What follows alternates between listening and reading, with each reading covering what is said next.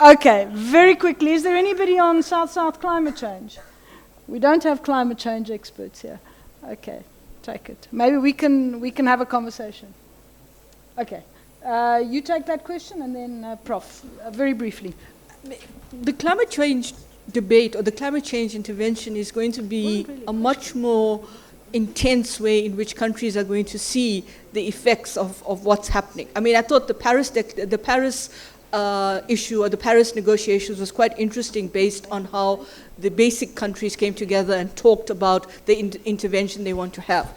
The challenge with climate change, in my opinion, and I'm not a climate change expert, is that once you start seeing the real effects of it, when you have this double whammy in terms of people living in poverty, inequality, where they're living on the margins of their material status and they're trying to survive, how much do they actually internalize the question around climate change when they are facing this kind of double-edged sword based on their survival on the one hand, dealing with an economy, and I think you come from Zimbabwe, so you kind of understand what's going on politically, economically, and socially in Zimbabwe, and at the same time there's a question around climate change. I don't have an answer to your question, but I think that as you see the exacerbating effects of climate change, you're hoping that there'll be a kind of, I don't know, I think whether you use the common but differentiated responsibility approach to that point, and who needs to do it first and who needs to do it in a kind of a more kind of drawn out way. It's very much like in regional integration in Southern Africa, where we talk about a variable geometry approach to which countries integrate faster and which need more time because of structural conditions. And I don't know whether the AU in Africa needs to have a common policy in terms of having some kind of broad consensus around climate change in how they may deal with the African Continental Free Trade Agreement, which I'm not sure they even begun to think about that in the whole instrument of the African Free Trade Agreement. Yeah, thank you for raising that issue. No one will, disagree that we need to do our homework with regard to what resources we have, and we have to raise the efficiency of the use of the resources. But raising the efficiency itself also sometimes depend on cooperation. Because, for example, if you have the resource, but if you don't have the technology that you can use, then obviously you will not be able to have the efficacy of the resource use. So I would say that you cannot bifurcate resources from its efficient use without going into also the issues of cooperation. Thank you. Very much. No. Okay, thank you very much. Okay, we're now going to move to to Professor, who will highlight some key points, a couple of minutes literally, because we're running late, and I'm going to be fired, I think. Thank you, my chair. Thanks, Sachin, for inviting me again. I have been a participant for the last couple of years. Let me be pretty much smart enough. I will put up 10 global challenges that has very recently been brought out by World Economic Forum. It's in their annual survey report. This survey was done in 186 countries. And then top 10 challenges, I think we are more or less reflecting these 10 challenges with the weightage of the seriousness. They have made very good illustrations. Climate change, destruction of nature, 48.8% out of the total surveyed respondents. And then large-scale conflict, wars, 38.9%. Inequality in income discrimination, 30.8%. Poverty, the ranking has been made on the global challenges. The fourth rank is poverty, 29.2% reported poverty happens to be the greatest challenge for them. Then religious conflicts, government accountability and transparency, corruption, food and water security, lack of education, safety, security, well-being, lack of economic opportunity and employment. I have noted down most of the comments made by our distinguished panelists, but I really feel bad professionally. But the reason I have been giving you the 10 top challenges, and I will summarize in conclusion what we actually thought about, just to safeguard my professional existence over here, because Sachin invited from. So the concluding remarks of most of the speakers that I thought was, new challenges have necessitated new architecture that govern development cooperation, and whether knowledge based on indigenous conditions is relevant to other societies, and whether universality in knowledge is possible. This is what we really discuss. With this note, I would like to thank you so much for giving me this floor. Thank you. I think that was very well succinctly put. So thank you all very much. I think we'll vacate very quickly to make room for the next panel.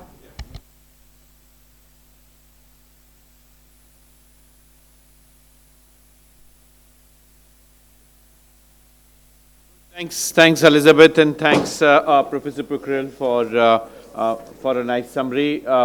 You can have a group photo of this panel, and meanwhile, I would request my colleagues to quickly set the table. And we would have the last panel of the day, which is extremely, extremely important in terms of what is the way forward, how we go forward for the partnership. And as we heard in this panel, that South-South cooperation plus triangular cooperation is something but not SSC. So how you keep the unique sort of features of the new partnerships and new engagements is something that we have to explore. And I think the panel was absolutely forceful in terms of reflecting on the ideas of triangular cooperation. The panel is now all set for deliberations on this, and as you might have noticed in the agenda, we have some of the excellent brains on how triangular cooperation can actually work, and the questions are there for the panel, and again, we are starting 15 minutes late, so Madam Chair, please take the liberty of having additional 15 minutes for this, which would lead to the direct landing in the reception. So I would now invite the chair, co-chair, and all the speakers here. Please join us, Ambassador Radhika Lokesh, who is India's former ambassador to Ireland, and has also handled in the Development Partnership Administration, DPA, as Joint Secretary. Pierre is here as President of the Global Development Network, and all the panelists. We have JICA, we have Paris Peace Forum, Islamic Development Bank, Canada's Department of Global Affairs, Nazir Kabiri is here from Biruni Institute, and we have OECD DAC. So panel is full. Lot of impressive ideas, and we are going to work forward for exploring the facets of triangular cooperation.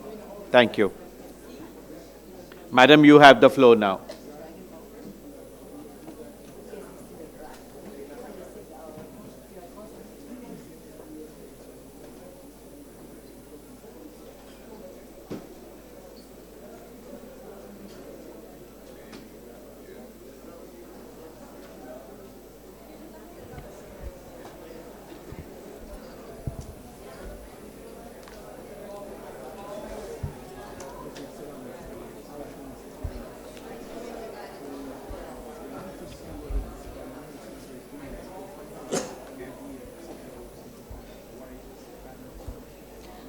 Good afternoon, ladies and gentlemen. We are here to discuss the emerging global experiences with triangular cooperation. I think triangular cooperation has been mentioned several times during the course of the day, and maybe it is just the right thing that we should be last to speak and to discuss this issue at the end of today's very useful and interesting session. As Sachin said, that I think my claim to chair this session is primarily because for 2 to 3 years I was in the Development Partnership Administration, both as Joint Secretary and Additional Secretary, and in that capacity I was handling the lines of credit, which we heard in the morning from the minister is a very extensive area of cooperation, almost a commitment of $25 billion spread over 60 countries. And I think in that sense, it did incorporate some of the features and the problems and issues that we have discussed today. First of all, I would like to thank our co-chair, Pierre Jacquet, for assisting us and co-chairing this session. We have a very distinguished panel to help us in these deliberations. Ms. Sachiko Imoto, she is the Senior Director, Japan International Cooperation Agency from Tokyo. Justin Weiss, Director General, Paris Peace Forum, and Dr. Abdul Hakim Elver, who is the Chairman, Islamic Development Bank Group, South-South Cooperation Task Force in Jeddah. Then we have Carmen Soga, Director, Department of Global Affairs from Canada. Mr. Nazir Kabiri, Executive Director, Biruni Institute, Kabul. Okay. And we also have Mr. Ruiz, who is Policy Advisor, OECD, Development Cooperation Directorate, Paris. Welcome to all of you, and thank you for accepting the invitation extended by RIS to participate in this session. With the co-chair's approval, I think first I'll say a few introductory remarks. After that, we'll go straight to the panel because we are running short of time. I think the original time given was 5 to 6 minutes. We shall reduce that to 3 to 4 minutes, which will of course be extended by a minute or two, but I would like you to be very brief. I would like you to be very brief and as brief as possible so that we can end this session with an extension of 15 minutes that has been granted by Sachin. So let's go straight on to the task. As has been mentioned frequently during the course of the day, there have been dramatic changes in the last 3 decades in the development cooperation scenario, and these include the rapid demographic growth, the diffusion of technologies, environmental footprints, the emergence of new development stakeholders, as also the movement of countries along the development continuum. There's been a discussion and a rethink on several objectives, means, and institutions of the development cooperation and partnership scenario. In this evolving scenario, as has been frequently stated, triangular cooperation occupies a very significant role. Correctly speaking, I would say it is not an alternative solution, but is complementary to bilateral cooperation, multilateral cooperation, because typically in triangular cooperation, one would have a primary partner who has faced some challenges which the country wants a solution to. Thereafter, there is a pivotal partner which has experience in that particular challenge.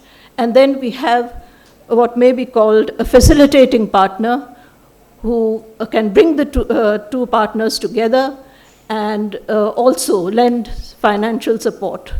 The first two are, generally speaking, developing countries, and from the model that we have been following, the third is generally a member of the OECD, but could also be from civil society, from multilateral organizations, multilateral banks, institutions, philanthropic associations as well.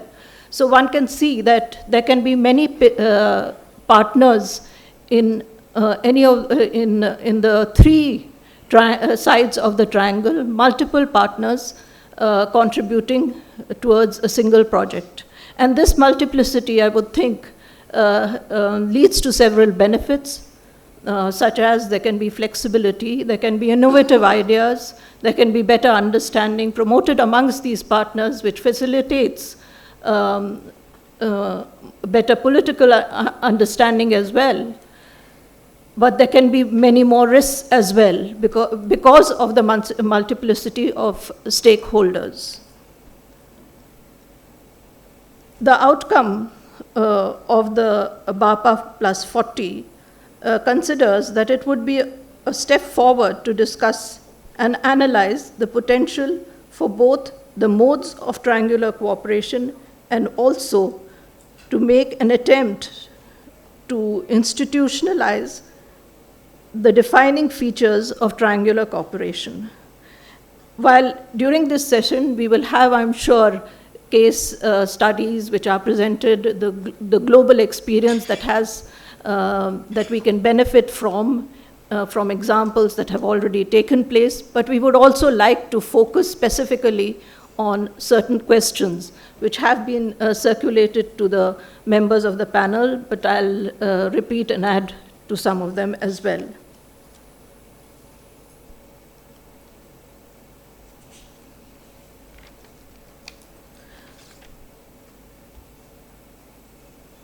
What should be, some of the questions pertain, which have been circulated, include what should be the guiding principles in facilitating sharing of resources, experience, institutions, and technology?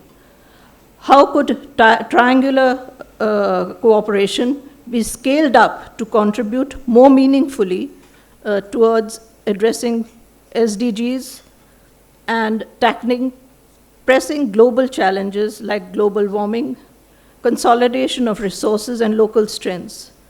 What are the challenges in multiple stakeholder partnerships with reference to ownership of projects, transaction costs, multiple accounting procedures and systems?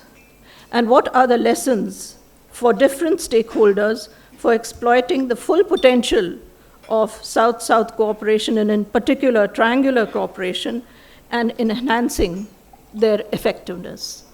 I think with these remarks, I will call upon the first speaker to make the presentation, Suchito.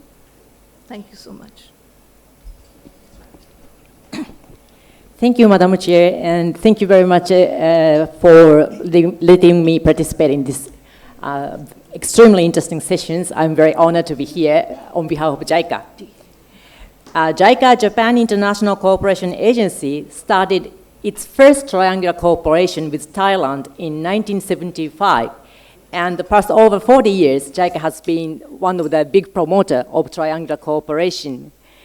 And just to give you some idea in the picture of the scale, in 2017, 3,000 participants from 115 countries took part in our triangular training sessions with our partner countries.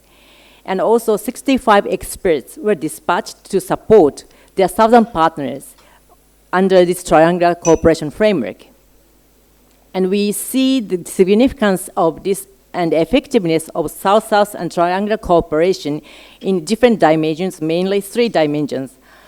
Number one, by working together in South-South cooperation and triangular cooperation with peers, we will promote better understanding, interactions, and transactions, which will form a sound base of further development in the region. So they will create their own solutions together and a sound basis for development. And number 2, many triangular cooperation JICA is involved are initiated by our long-term partner institutions. They have received knowledge transfer within our bilateral cooperations, and they absorbed, applied, and adjusted that knowledge into their own form to cater more to their own needs and their own circumstances. And they are willing to share those lessons and adapted knowledge with their peers who would have a lot of commonalities so that they don't have to repeat the same process all over to reach such kind of knowledge that would, satisfy their own needs. And number 3, of course, with globalized world and common challenges that we are facing, we need to explore every knowledge and experience available, either which exists in South or North. So against these backdrops, JICA supports diverse types of triangular cooperation. For example, we often invite in JICA-supported project, which started as bilateral cooperation initially, the resource and knowledge from other partners when we identify particular strengths in inviting them in ongoing project.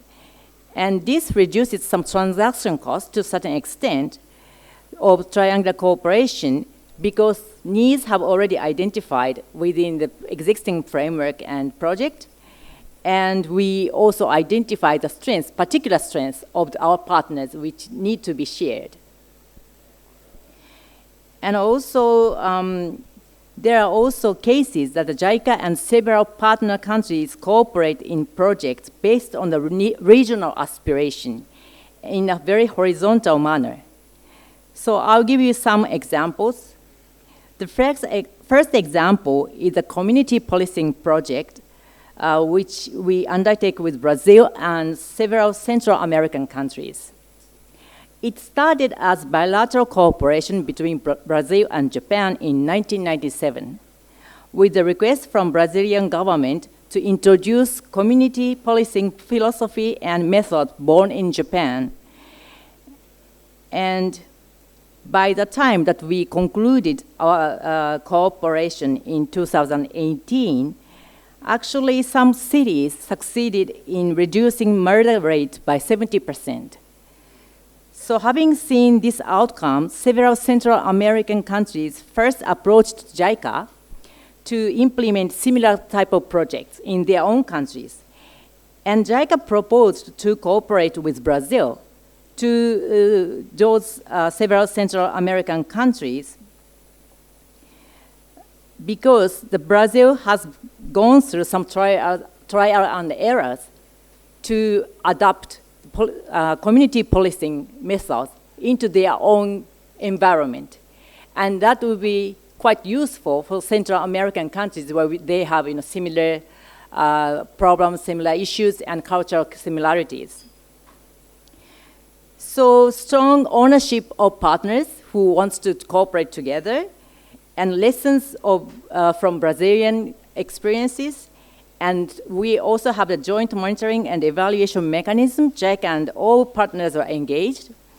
So our cooperation became very predictable and transparent, and that also increased trust among the partners. And we feel that this kind of trust really enhances effectiveness and cooperation, among partners. And the second example is the Southeast Asia Engineering Education Development Network. We call it SEEDNet. Under the common vision, sustainable development for Southeast Asia and Japan through the development of highly skilled human resources, 26 universities from ASEAN countries and 14 universities from Japan participated in this cooperation, started in 2003. Here, ASEAN countries and Japan are equal partners.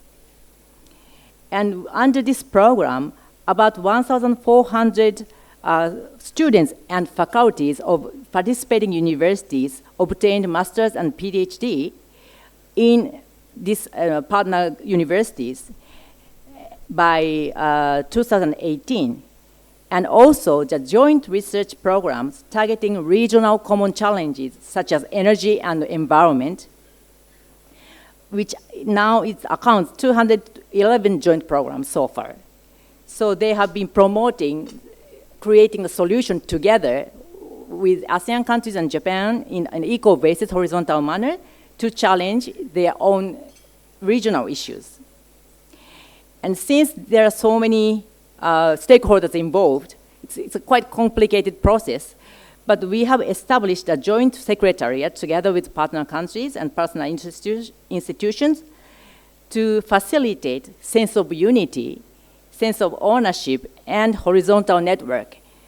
And this try to strengthen both at individual and institutional capacity of the partner institutions so that this can be translated into the longer term relationship. So JICA has come a long way in these 40 years with some trial and errors. We also made some mistakes and some success. And we are very keen on sharing these experiences with our partners because there's no one-size-fits-all solution or mechanism for South-South or triangle cooperations because we need to cater the different needs, different situations of our partners. And we want to address with those needs precisely and as efficient as possible because we are very short in terms and resources.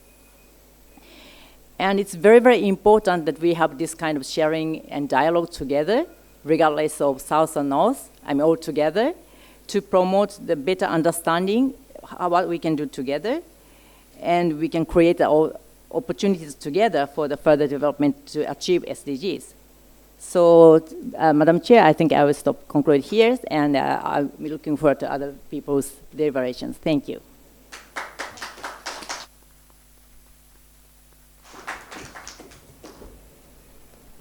Thank you very much for an interesting presentation with some concrete examples of triangular cooperation over the years. May I now request Mr. Justin Weiss to give his presentation. Thank you very much, Madam Chair. I will start with good news. The good news is I have an invitation for all of you in the room and those watching it live upstairs. You are all invited to the Paris Peace Forum, the second edition of the Paris Peace Forum in November, from November 11 to November 13.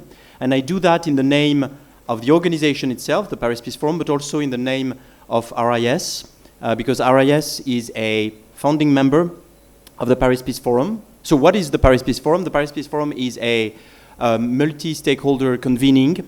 It's not a conference. We're not mostly doing discussions.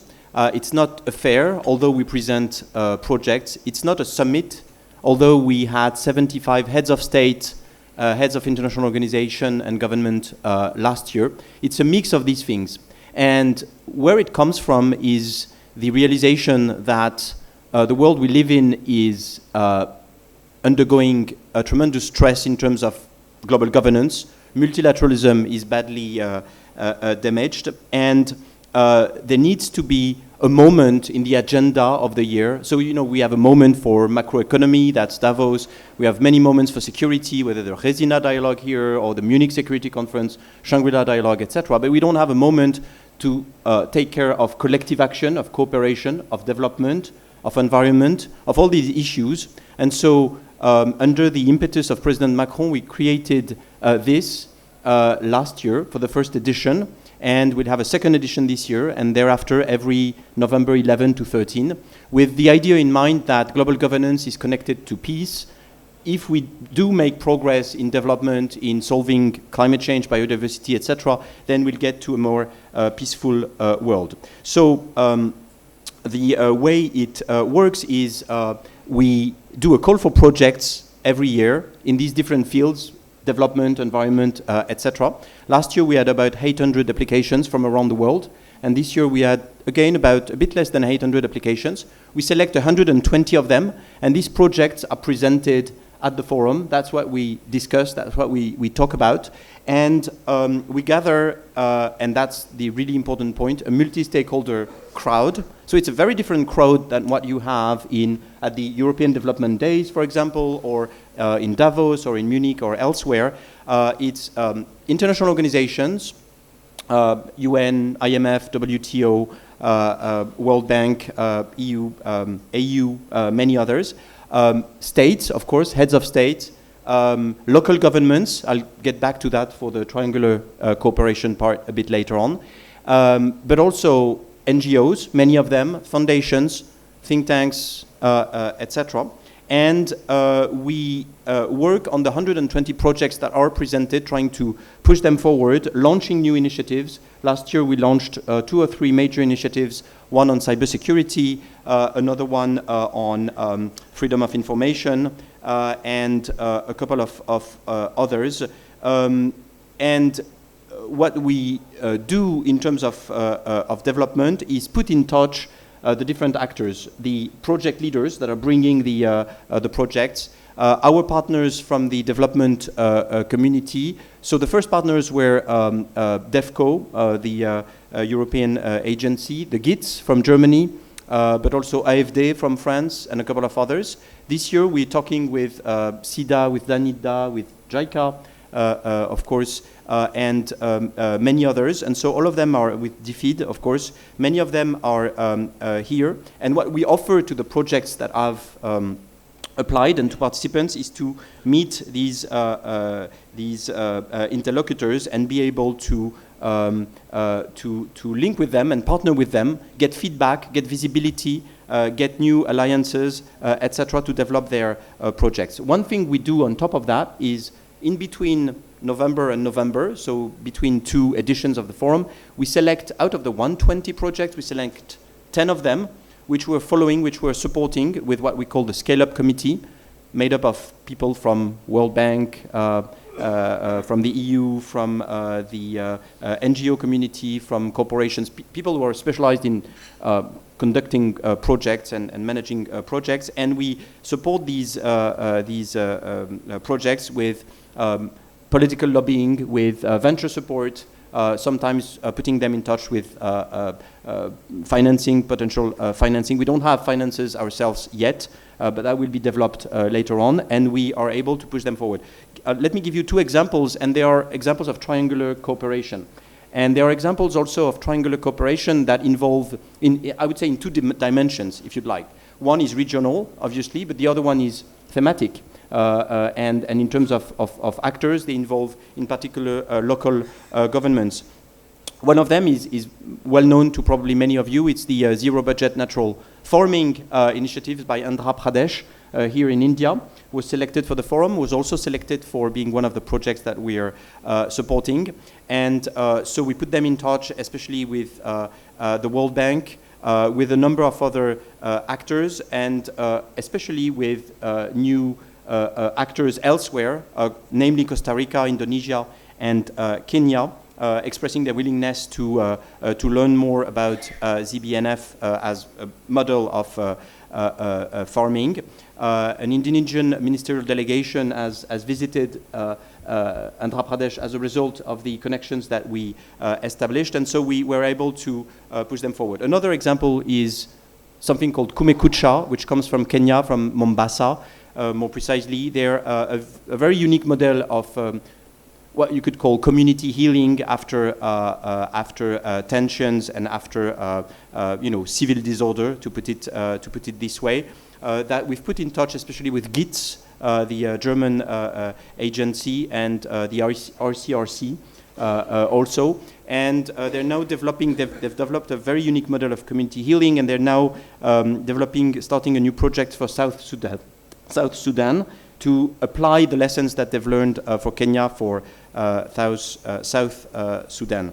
So basically, to make a long story short, we, with RRS, with the other actors, the Mo Ibrahim Foundation, the Aga Khan Development Network, for example, Mexico Ebalua from Mexico, obviously, with the other stakeholders of that sort of North-South initiative, we are putting in touch projects, institutions, funders, but also other types of actors, foundations, obviously, NGOs, etc., and trying to do a sort of different dimension of triangular relations, not just state, but also with other actors. So to finish and get back to my first point, we have the 120 projects, quite a few Indian projects among them, but also from, we had applications from 125 countries.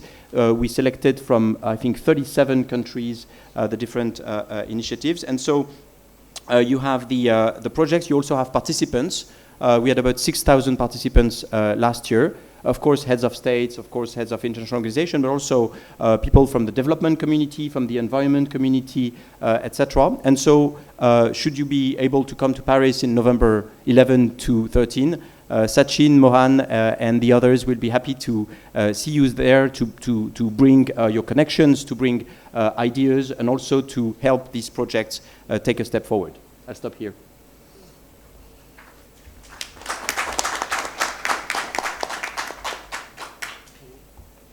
Thank you so much. I'd request Dr. Elvire now to take the floor.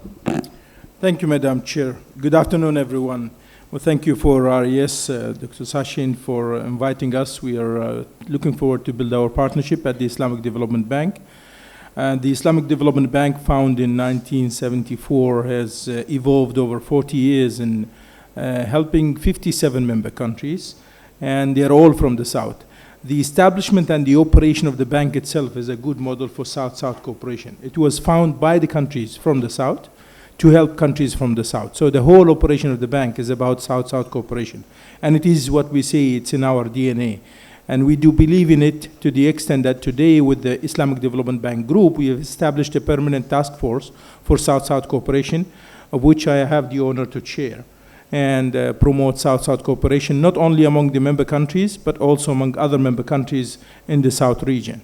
What is unique also about the distribution geographically of our member countries that we have them scattered over 4 continents, and that's unique among all the MDBs. So we have countries all the way from Southeast Asia, Malaysia, Indonesia, Brunei. We extend to Central Asia, all the Central Asian countries, all the Middle East, and we have also 27 countries in Africa. And we go as far as Latin America, where we have Suriname and Guyana joined us recently.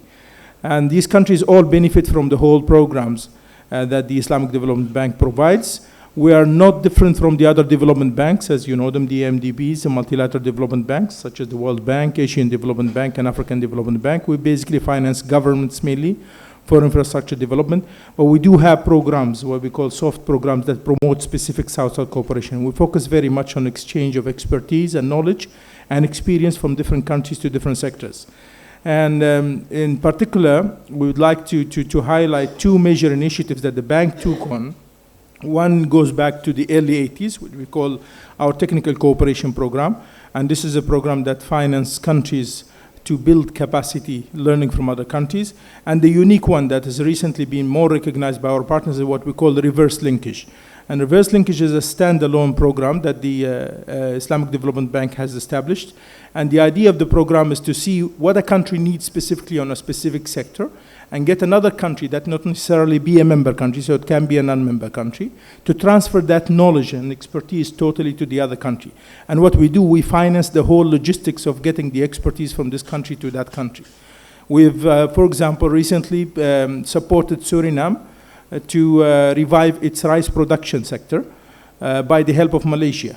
And when we started talking to Malaysians, they didn't even know that there's a country existed called Suriname on the other side of the Atlantic. But then now there's a lot of cooperation with the initiations that expand to also engagement of the private sector, from the agriculture sector and trade sector between the 2 countries.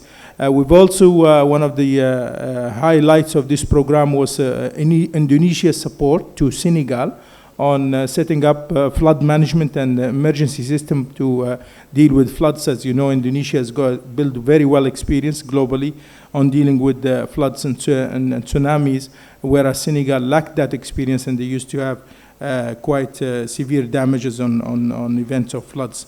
Now, as a result of this program, we've done quite an intensive analytical work to find out what exactly can institutionalize the South-South triangular cooperation.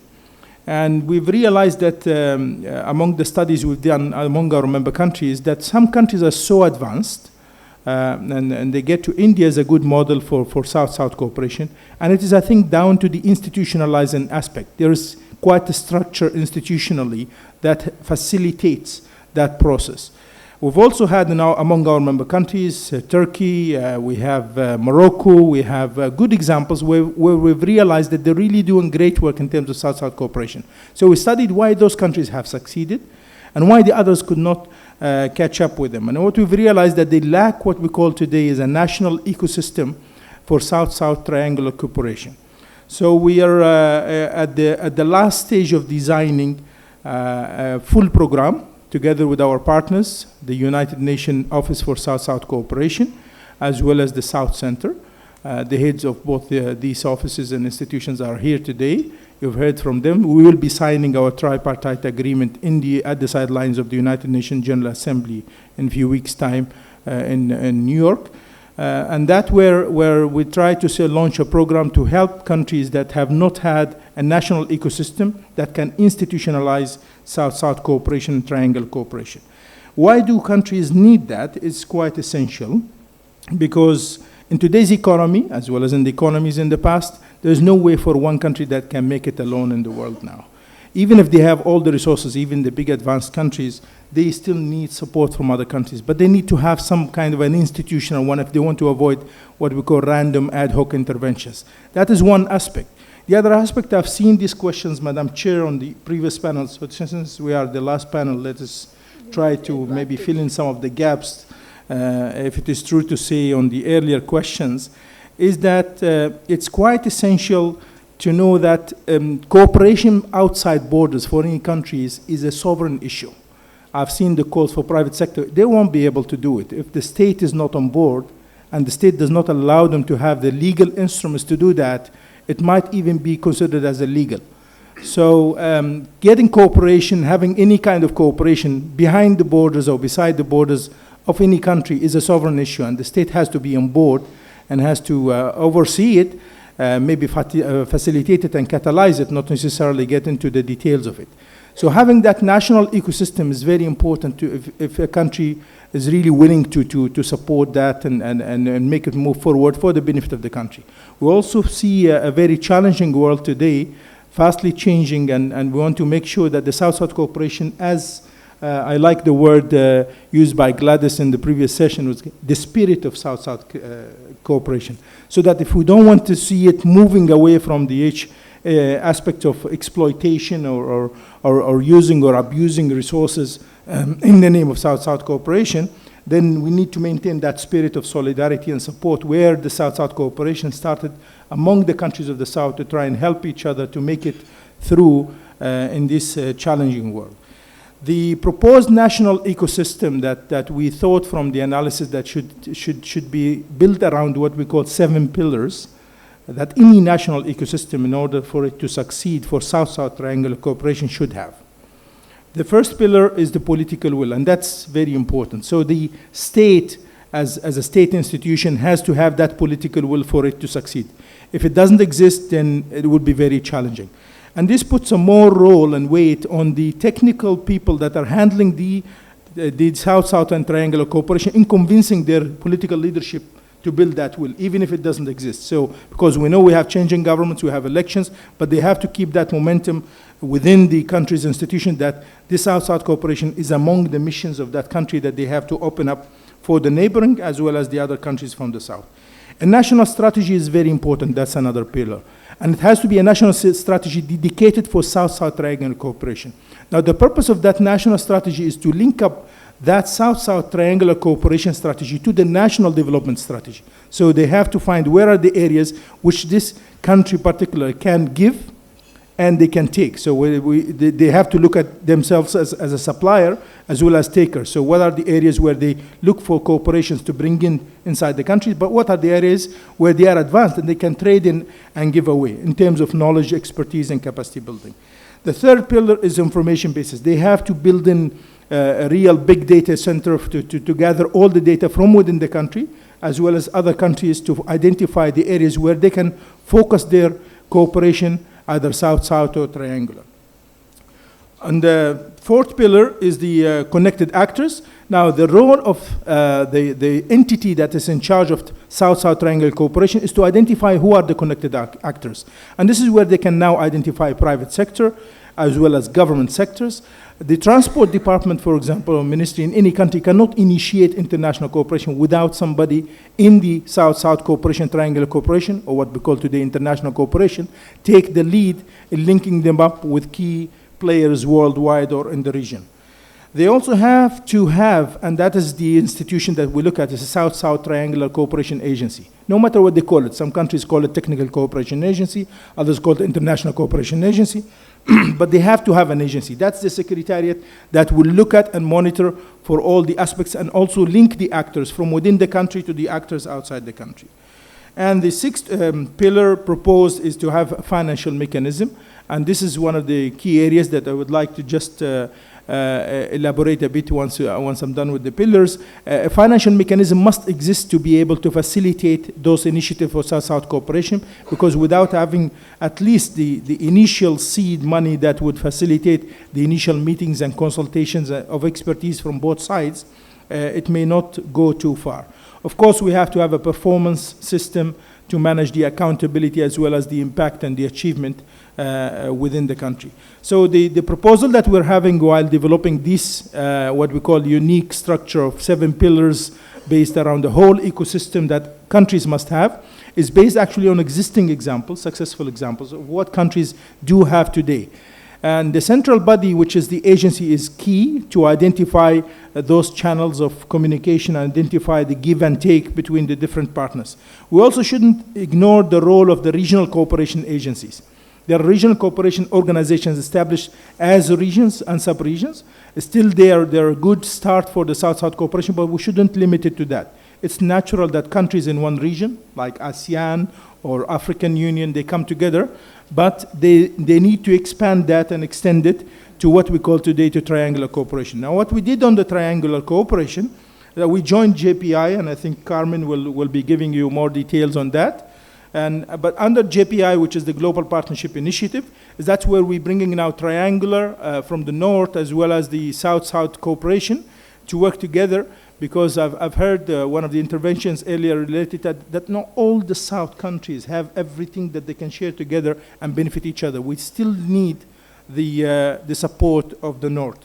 And if I may allude on the aspect that was raised earlier, but this is just a matter of being honest since I am here. My background is environmental science. I was the environment minister for Libya for some time, and was also the chair of AMSEN, the African Ministerial Conference on Environment. There was a question on climate change. Amazingly and interestingly, the Climate Change Convention, or the UNF Framework Convention on Climate Change, was built on something very much similar to the South-South cooperation principle. The UNFCCC identifies the North countries as Annex 1 countries. And those who may recall under climate change, there were 2 aspects to address: mitigation and adaptation. Mitigation was actually the responsibility of the North countries, which were identified as Annex 1 countries in the climate change agreement. Whereas adaptation was the responsibility of the non-Annex 1 countries, which is the South region. And it is interesting that when we get to Paris Agreement, they couldn't solve it by that segregation. They had to come back together and ask the South to join the North efforts in order to overcome the climate change issue by either, well, the South are invited more voluntarily to do that, but more encouraged, whereas the North is more obligated to reach the targets of the climate change. And I think we can build around this and triangular cooperation by having a climate change, which is a global challenge today, as one of the thematic modalities that we can bring in triangular cooperation. The last point I would like to highlight, coming from a development bank, is financing and development financing, and how can that help. And I've seen, by the way, before I've joined the Islamic Development Bank, I've served 8 years in the African Union, and because there was a question earlier, and they don't know if Africa has looked at that with the African Free Trade Area or Continental Free Trade Area. Now, yes, they did. Actually, they did look at the climate change issues before they went into the Continental Free Trade Area Agreement. The Continental Free Trade Area Agreement just adopted only a couple of years ago, whereas Africa had a clear one single position and a clear strategy on climate change a while ago, even before the actual African Union was established, and they were looking at under the UNEP program. However, the aspect of financing for development is very important, and I think it's a time, and this is a call to RAS, as well as the UNF, United Nations Office for South-South Cooperation, to engage more and more the development banks. I know why it was not easy to engage them. It happened that I am also representing the Islamic Development Bank at the Heads of MDPs Forum. And this is where the 10 presidents of the multilateral development bank, including the World Bank, meet 3 times a year, have a global agenda on development finance, and in relation with the G20 as well. And I have triggered the South-South cooperation interest. The reason is that without engaging what we call South-South triangular cooperation, they may not be much interested. And the reason is that almost all the MDBs, with the exception of the Islamic Development Bank, are triangular cooperation. They are North-South. So the African Development Bank is managed in policy and financed by the North donors, as well as the regional countries, which is the African countries. Same with the Asian Development Bank, same with the European Investment Bank, European Bank for Reconstruction and Development, and Inter-American Development Bank, and of course the World Bank. We are the only one that is purely made up of countries of the South. And I think triangular cooperation must come in order to engage them. Without engaging them, you may not be able to achieve much on the ground without having the right financing for supporting this move. And we are willing at the Islamic Development Bank to play that part. We see if the DG Forum in December can be a good event to have maybe a side event specifically for the MDBs and enforcing the MDBs role to play more effective role in the South-South triangular cooperation. But I think hopefully on the Delhi 6 version, you would target more on the multilateral development bank. Start with the Asian Development Bank. JICA here can persuade them to come over, and they will be able, and we can help to bring in the other players as well. But it's very important that they should come on board, listen to these discussions, and also dedicate some of their soft support programs towards more South-South and triangular cooperation. I thank you, Madam Chair.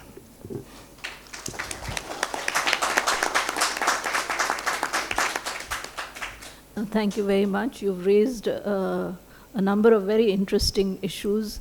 I will refrain from commenting on them for the lack of time, and I think our co-chair will perhaps highlight some of the issues at the end of the session. I will go straight to Carmen Sogan to make her presentation. There we go.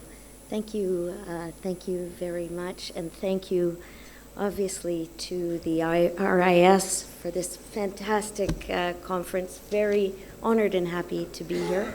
Also to the UN Office for South-South Cooperation, NEST, the MEA, and the FIDC. We're going to watch my favorite video. Some of you have seen it before. It's on triangular cooperation. The GPI, that's the Global Partnership for Effective Development Cooperation, produced this with thanks to the Islamic Development Bank. And I think it articulates how we've moved from the very traditional concept of triangular that is entirely outdated, which I think also speaks to some of the issues that have been raised repeatedly over the course of the day. It's a grammar and syntax that hasn't kept up with the rapid change that is occurring on the development landscape. And the redefinition of triangular that you're going to see here, I think, is really just the start of, I think, an effort that we all need to invest in, which is maybe with the urgency that climate change and, well, particularly climate change poses, the barriers and silos that we operate in become a bit of an echo chamber, and the time to act is now. And triangular cooperation, in our view, is a modality that allows for a very flexible approach. It's not a panacea. It can't be that. South-South cooperation and the integrity of South-South cooperation should maintain intact. Triangular offers another approach that allows for us to try, and it's almost a leap of faith, in the sense that there are risks that are taken on the part of the South, there are risks that are taken on the part of the North, and I'm not, well, Northwest, Southeast, the traditional and non-traditional emerging, quotes, donors, that syntax again doesn't work. But there is a leap of faith that I think we need to take, see where things go in order to try to achieve the goals in the very, very short time we have, because the climate isn't going to wait for us to sort ourselves out. So anyway, we're going to see this fabulous video. And Triangular Cooperation, okay. a global partnership initiative. The triangle is the strongest, most stable shape there is. From the Egyptian pyramids to the intricate structure of geodesic domes, triangles have been integral to many advances in human engineering. And now, they're at the heart of a brand new enterprise, the Global Partnership Initiative on Effective Triangular Cooperation, led by a core group composed of Canada, the Islamic Development Bank, Japan, Mexico, the Organization for Economic Cooperation and Development, and the United Nations Office for South-South Cooperation. Triangular cooperation is a game-changing way for countries and organizations to work together in groups of 3 or more, overcoming challenges and driving development so that all of them benefit. It's a highly effective form of collaboration, of bringing people out of poverty, and it's on the rise. Here's how triangular cooperation works. 3 or more countries or organizations come together to address a particular development issue that one of them is facing. The facilitator helps connect the partners together, giving financial and technical support to the collaboration. The pivotal partner often has proven experience tackling the issue at hand and shares its resources, knowledge, and expertise to help others do the same. The beneficiary is the target for the development and is responsible for ensuring that resources are allocated effectively and that results are sustainable. With roles shared in this way, and with knowledge, benefits, and communication flowing between all partners, these collaborations are incredibly robust and can bring about real change. They enable South-South and North-South cooperation to happen in innovative ways, with project partners forming strong bonds and building relationships as they reach across borders to help each other grow. We see huge potential in triangular cooperation, and we're not alone. The Global Partnership Initiative on Effective Triangular Cooperation has already been joined by development organizations, academic institutions, and civil society organizations from 5 continents. These members are exploring the potential of multi-stakeholder cooperation in 3 different areas. Advocacy, establishing a definition and a set of voluntary principles. Analytical, collecting and analyzing real-world case studies in order to understand all possible applications of triangular cooperation.